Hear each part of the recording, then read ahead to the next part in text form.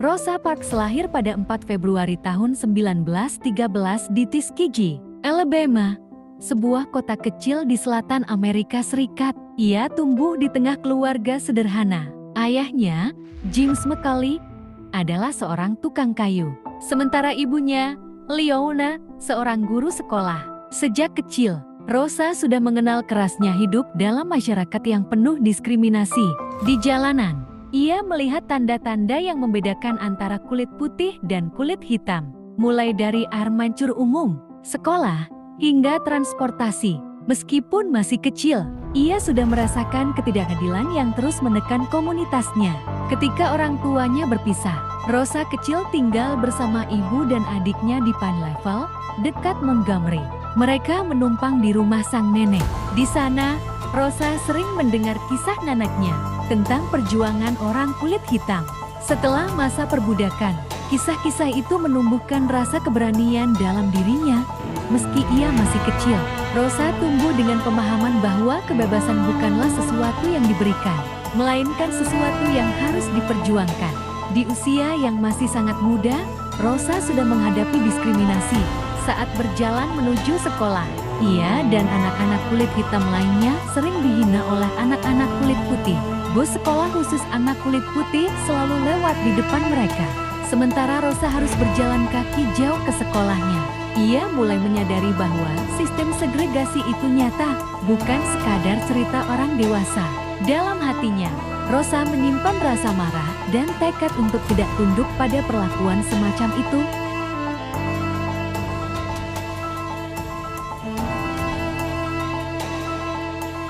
Rosa Parks bersekolah di Montgomery Industrial School for Girls, sebuah sekolah kecil yang didirikan khusus untuk anak-anak kulit hitam. Sekolah itu sederhana, dengan bangunan kayu dan peralatan terbatas. Namun, di sanalah Rosa mendapatkan pendidikan yang membuka pikirannya. Guru-gurunya tidak hanya mengajarkan membaca, menulis, dan berhitung, tetapi juga menanamkan nilai disiplin, kebanggaan terhadap diri sendiri, dan semangat untuk melawan ketidakadilan. Rosa mulai memahami bahwa pendidikan adalah senjata paling penting bagi kaum tertindas. Setiap hari, Rosa harus berjalan kaki cukup jauh untuk mencapai sekolah. Sementara anak-anak kulit putih menikmati bus sekolah yang nyaman, Rosa dan teman-temannya menempuh perjalanan melelahkan dengan berjalan di jalanan berdebu. Seringkali, bus anak-anak kulit putih lewat dan para penumpangnya melempar hinaan atau tawa mengejek. Walau sakit hati, Rosa tetap melangkah dengan kepala tegak, berusaha mengabaikan ejekan itu. Meskipun diperlakukan tidak adil, Rosa tidak menyerah. Di sekolah, ia rajin belajar dan menjadi salah satu murid yang tekun. Ia menyadari bahwa meskipun sistem menekan kaumnya, ada jalan untuk bangkit. Tekad itu semakin kuat saat ia mendengar kata-kata ibunya yang selalu berkata, "Jangan pernah merasa rendah, meskipun dunia mencoba merendahkanmu." Kata-kata itu terus tertanam dalam hati Rosa dan menjadi fondasi bagi keberaniannya di masa depan.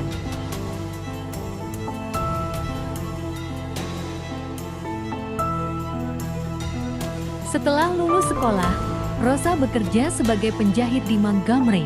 Dengan keterampilan menjahit, ia membantu ekonomi keluarga. Pekerjaan itu membuatnya banyak berinteraksi dengan masyarakat.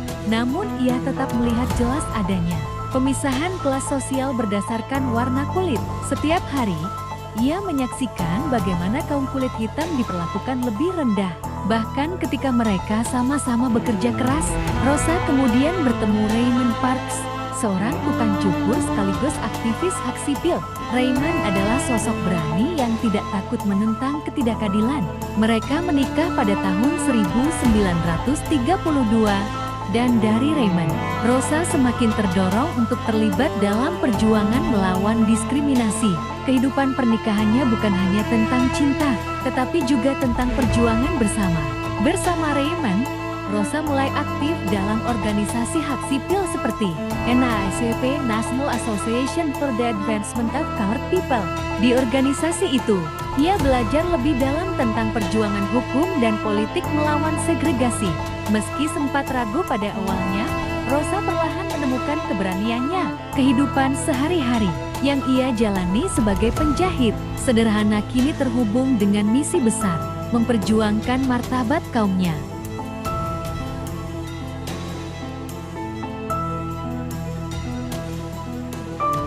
Montgomery pada tahun 1950-an adalah gambaran nyata segregasi rasial. Tanda-tanda white only dan colored terpampang di hampir semua fasilitas umum, restoran, toilet, sekolah, bahkan air minum.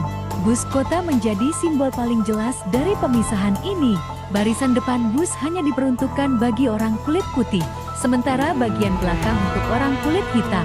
Jika bus penuh, penumpang kulit hitam harus menyerahkan kursinya kepada penumpang kulit putih. Rosa Parks, yang setiap hari pulang pergi dengan bus, sangat memahami pahitnya aturan itu. Baginya, bus adalah tempat di mana rasa sakit hati akibat diskriminasi paling sering ia rasakan. Rosa tidak hanya sekali mengalami perlakuan buruk di bus. Sopir-sopir bus sering bertindak sewenang-wenang, menyuruh penumpang kulit hitam masuk dari pintu depan untuk membeli tiket lalu memaksa mereka turun dan naik kembali dari pintu belakang. Beberapa kali, Rosa dipermalukan dengan cara ini. Ia sering pulang dengan hati tersayat, tetapi di sisi lain, pengalaman itu memperkuat tekadnya. Ia mulai menyadari bahwa kebijakan itu bukan sekadar aturan transportasi, melainkan simbol penindasan yang harus dilawan.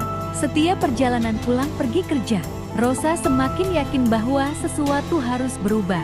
Ia bukanlah orang pertama yang merasa marah dengan sistem ini, tetapi di dalam dirinya tumbuh keyakinan bahwa ketidakadilan tidak bisa dibiarkan selamanya.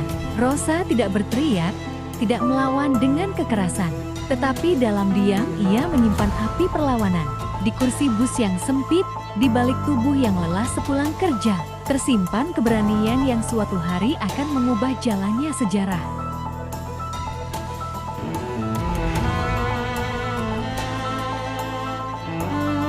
Pada sore 1 Desember tahun 1955, Rosa Parks baru saja menyelesaikan pekerjaannya sebagai penjahit. Tubuhnya lelah, tetapi pikirannya lebih berat oleh rasa muak terhadap diskriminasi yang setiap hari ia alami. Ia naik bus Cleveland Avenue di Montgomery dan duduk di barisan tengah, tepat di area yang bisa diperuntukkan bagi kulit hitam maupun kulit putih tergantung kondisi bus. Rosa hanya ingin pulang dengan tenang, namun takdir sudah menyiapkan sesuatu yang besar untuknya. Ketika bus semakin penuh, seorang pria kulit putih naik dan tidak mendapatkan kursi. Sopir bus, James Blake, memerintahkan 4 penumpang kulit hitam yang duduk di barisan Rosa untuk berdiri.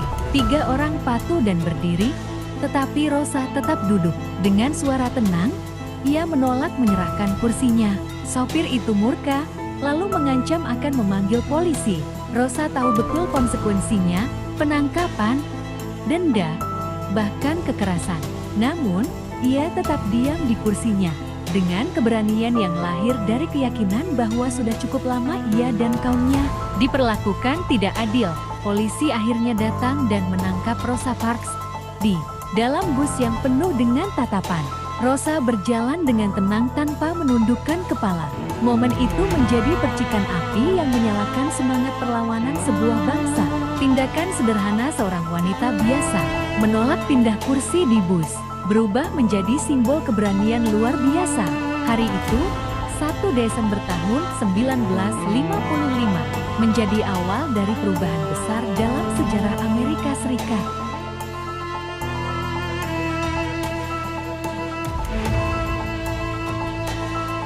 Setelah ditangkap, Rosa Parks dibawa ke kantor polisi Montgomery. Di ruangan dingin dengan cahaya lampu redup, ia duduk tenang.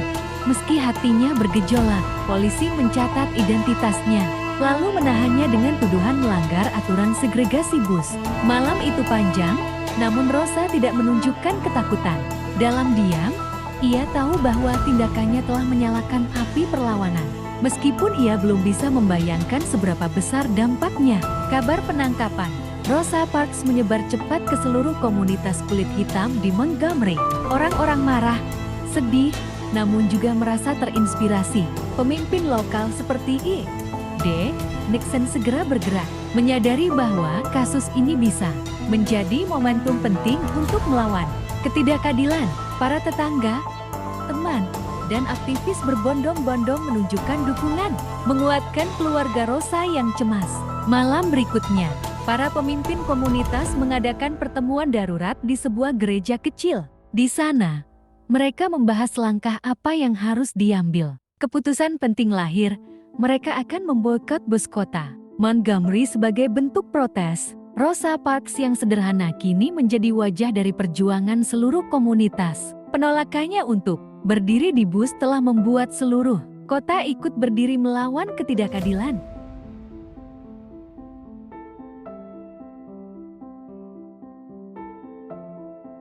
Pada 5 Desember tahun 1955, ribuan warga kulit hitam Montgomery memutuskan untuk tidak naik bus kota. Jalanan yang biasanya ramai dengan bus penuh penumpang kulit hitam kini tampak kosong. Sebaliknya, ratusan orang terlihat berjalan kaki menuju tempat kerja, sekolah, atau pasar. Ada yang berjalan berkilometer jauhnya. Ada pula yang berbagi tumpangan dengan mobil pribadi. Pemandangan itu menunjukkan solidaritas luar biasa yang belum pernah terjadi sebelumnya di kota itu. Hari yang sama, sebuah rapat besar digelar di Holt Street Baptist Church. Gereja itu penuh sesak dengan ribuan orang. Di sana, seorang pendeta muda bernama Martin Luther King Jr. tampil berpidato dengan suara bergetar penuh keyakinan. Ia menyerukan agar warga tetap bersatu dan melawan ketidakadilan dengan damai. Kata-katanya menggema di seluruh ruangan, memberikan semangat baru kepada massa yang telah lelah bertahun-tahun hidup di bawah tekanan.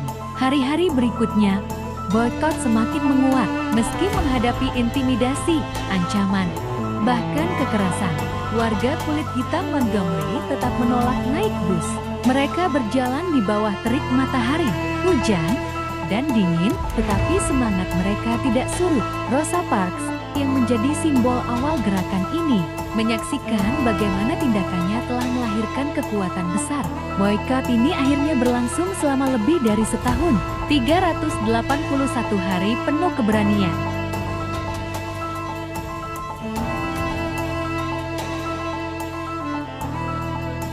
Setelah penangkapannya, Rosa Parks harus menghadapi sidang di pengadilan Montgomery. Di ruang sidang yang penuh sesak, Rosa duduk tenang mengenakan gaun sederhana. Hakim membaca dakwaan dengan suara dingin, sementara wartawan mencatat setiap kata. Rosa tidak banyak berbicara, hanya menjawab dengan singkat. Namun sikap tenang dan beraninya memancarkan kekuatan. Ia tahu bahwa yang ia perjuangkan lebih besar dari dirinya sendiri. Ini adalah pertarungan untuk martabat jutaan orang. Di luar gedung pengadilan, ratusan orang berkumpul, baik dari komunitas kulit hitam maupun sekutu kulit putih yang menentang segregasi. Mereka membawa poster, berdoa, dan menyanyikan lagu rohani. Dukungan itu menguatkan Rosa dan menunjukkan kepada dunia bahwa ia tidak sendirian. Setiap sorak, setiap doa, dan setiap nyanyian menjadi penopang moral bagi gerakan yang sedang tumbuh. Hakim menjatuhkan denda kepada Rosa, namun bukan itu yang menjadi inti. Putusan ini justru semakin membakar semangat gerakan boikot. Rosa keluar dari pengadilan dengan langkah tegap, sementara massa menyambutnya dengan sorak-sorai. Meski hukum masih menindas, moralitas publik mulai berpihak pada Rosa. Kasusnya kini telah menjadi sorotan nasional, dan dunia mulai memperhatikan perjuangan kecil yang berawal dari sebuah kursi bus.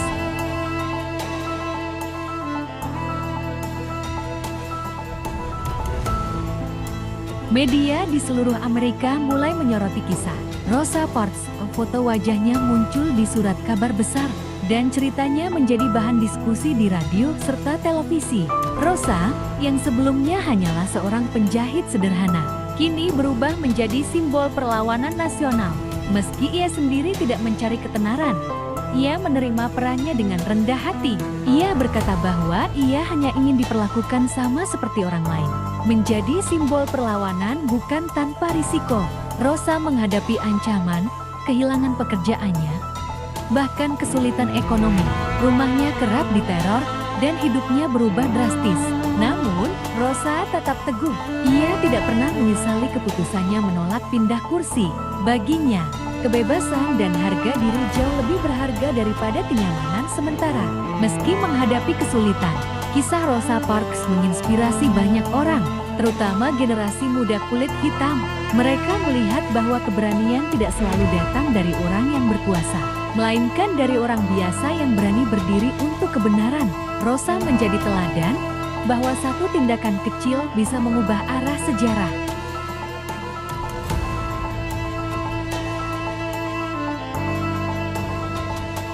Boykot bus Montgomery akhirnya berakhir setelah Mahkamah Agung Amerika Serikat memutuskan bahwa segregasi bus adalah ilegal. Keputusan ini menjadi tonggak penting dalam perjuangan hak sipil.